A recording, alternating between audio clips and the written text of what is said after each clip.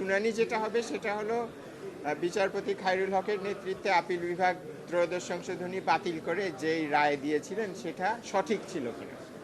এবং আমরা আমাদের আজকের পিটিশনেও বলেছি, যখন পূর্ণাঙ্গ শুনানিও হবে তখনও আমরা বলবো যে এই রায় নানা কারণে ভুল ছিল। প্রথমত হলো যে সংবিধান বোঝার ব্যাখ্যা করার কতগুলো নীতি আছে, পদ্ধতি আছে। তো বিচারপতি খায়রুল হকের নেতৃত্বাধীন সংখ্যাগরিষ্ঠ মতামতের ভিত্তিতে যে রায় হয়েছিল সেখানে সেই নীতিগুলোর ভুল প্রয়োগ হয়েছিল। তারপরে আপনারা জানেন যে সংবিধানের মূল কাঠামো বলে একটা জিনিস আছে। এতদিনে আমরা অনেক সংবিধানের কাজ করছি, আপনারাও অনেক রিপোর্ট করছেন। মূল কাঠামো জিনিসটা আমরা সবাই বুঝে ফেলেছি যে সংবিধানের কিছু মৌলিক বৈশিষ্ট্য আছে। তো বিচারপতি খায়রুল হকের নেতৃত্বের বেঞ্চ ত্রয়োদশ সংশোধনী বাতিল করার একটা মূল কারণ ছিল যে এটা মূল কাঠামোর পরিপন্থী। মূল কাঠামো হলো যেমন গণতন্ত্রের পরিপন্থী, কারণ অগণতান্ত্রিক অনির্বাচিত ব্যক্তিরা ক্ষমতায় থাকেন। তো কাজেই একদিনও ওনারা ক্ষমতায় থাকতে পারবেন না, এই কারণে এটা সংবিধানের মৌলিক বৈশিষ্ট্যের পরিপন্থী বলে ওনারা বাতিল করেছেন। কিন্তু এই যুক্তিটা সম্পূর্ণ অন্তঃসার শূন্য, এবং সংবিধান ব্যাখ্যা করতে হলে এটাকে খুবই আইসোলেটেডভাবে ব্যাখ্যা করার সুযোগ নেই। এটাকে আপনার সামাজিক রাজনৈতিক বাস্তবতা, দেশের বাস্তবতার ভিত্তিতে ব্যাখ্যা করতে হয়। আমি যেমনটা বলছিলাম যে সংবিধান ব্যাখ্যার নিয়ম নীতি প্রয়োগে ভুল হয়েছে। এখন ওনারা বললেন যে একদিনের জন্য অনির্বাচিত ব্যক্তি থাকতে পারবেন না। এই কথা বলে পরে কি হলো, ফলাফল দাঁড়ালো যে 15 বছর আমরা অনির্বাচিত লোকজনের অধীনে ছিলাম। তো কোনটা ভালো হলো? আপনার এই যে বাস্তবতা যে আমি একদিন অনির্বাচিত কারো কাছে থাকবো না, এই কথা বলে আমি একটা সিস্টেম চালু করলাম, যার ফলে আমি 15 বছর একটা স্বৈরশাসনের একটা নির্বাচন ছাড়া আমি দেশ পরিচালনা করলাম।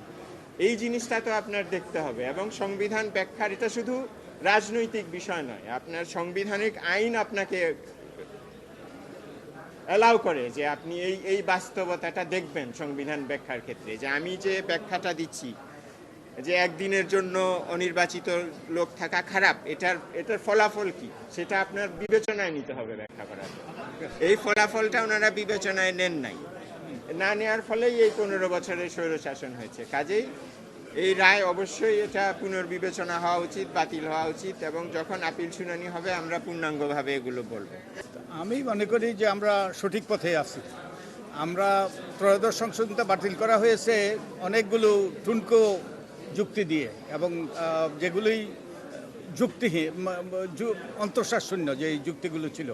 একটা যুক্তিতে ছিল যে যে যুক্তিটা আমরা দেখিয়েছি যে এটা ছিল রাজনৈতিক সিদ্ধান্ত, পলিটিক্যাল কোয়েশ্চেন বলে একটা ডক্ট্রিন আছে, যে রাজনীতিবিদরা ঠিক করেছে আমাদের সুষ্ঠু নিরপেক্ষ নির্বাচনের খাতিরে আমাদের গণতান্ত্রিক ব্যবস্থাটাকে কার্যকর করার জন্য নির্বাচন করানোর সময়ে একটা নির্দলীয় সরকার থাকা উচিত। এটা হলো রাজনৈতিক সিদ্ধান্ত। তো রাজনৈতিক সিদ্ধান্ততে সাধারণত আদালত সেখানে হস্তক্ষেপ করে না। এই একটা যুক্তি, এইরকম আরও অনেকগুলো যুক্তি আমি এই বইতে তুলে ধরেছি এবং যেগুলো আদালতে উত্থাপন করা হয়েছে। তো এই সব যুক্তিতেই কিন্তু আমরা মনে করি যে খায়রুল হকের রায়টা, যে ত্রয়োদশ সংশোধনী মামলার যে আপিল বিভাগের রায়টা, এটা যে যুক্তিহীন এবং এটা গ্রহণযোগ্য নয়, তার ভিত্তিতেই আপিল হয়েছে। তার ভিত্তিতেই আমরা এখন যে রিভিউ শুনানির আবেদন করেছি, এখন রিভিউ হবে, এবং রিভিউর মাধ্যমে আমরা আশা করি যে আমরা আশা করি যে প্রতিকার পাবো। আমরা আশা করি যে ত্রয়োদশ সংশোধনী মামলার আপিল বিভাগের রায়টা বাতিল হবে।